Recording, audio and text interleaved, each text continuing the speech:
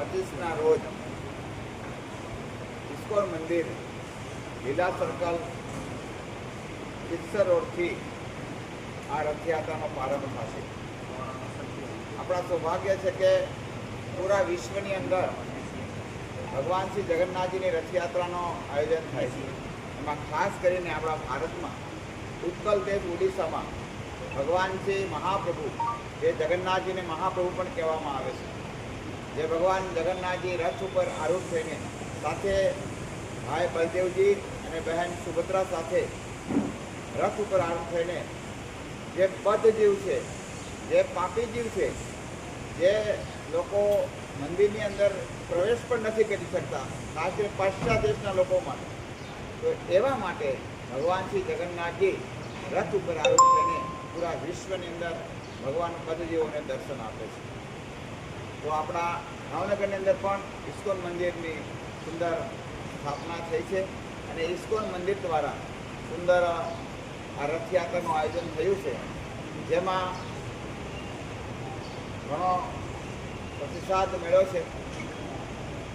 2013થી ISKCON મંદિર ભાવનગર રથયાત્રા નીકાળે છે, પણ હવે રથયાત્રાના દિવસે, અષાઢી બીજના દિવસે પણ રથયાત્રાનો જે ભગવાન જગન્નાથજીના પદગામી ભગવાન બધાને દર્શન દેવા નીકળે છે, ત્યારે ઇસ્કોન મંદિરના ભક્તોએ બહુ સુંદર જે આ ઉત્સવને, જે બહોળો સંપ્રદાયમાં બહોળા બધા લોકોને જે એમાં ભાગ લઈએ કે ભગવાનના દર્શન કરીએ કે ભગવાનનો પ્રસાદ પ્રાપ્ત કરી શકે એવું આયોજન કર્યું છે, જેમાં અનેક ભક્તો આવવાના છે.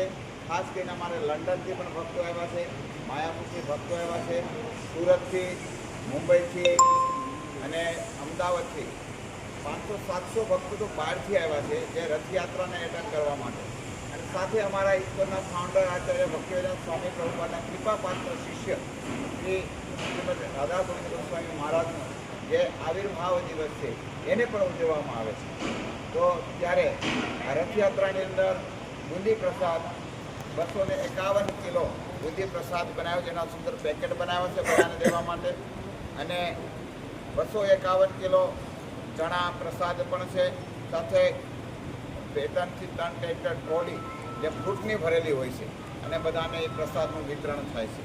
અને વિશેષ અમારા જે ભાવનગરના રથયાત્રાના જે આકર્ષિત કેન્દ્ર છે ભગવાન જગન્નાથજીનો રથ છે, જે રથ છે એ હાઇડ્રોલીવાળો 32 ફૂટ ઊંચો રથ થાય છે, જે ગગનચુંબી રથ કહેવામાં આવે છે. એવો ભગવાન શ્રી જગન્નાથજીનો જે નંદી ઘોષ નામનો જે રથ છે, એ રથને ભગવાન જગન્નાથજી અને બલરામ અને સુભદ્રાજી એમાં આરૂઢ થઈને પૂરા વિશ્વને, પૂરા ભાવનગરને દર્શન આપશે. તો એવી સુંદર વ્યવસ્થા જે રથયાત્રા નિમિત્તે ઇસ્કોન ભાવનગર દ્વારા કરવામાં આવી છે.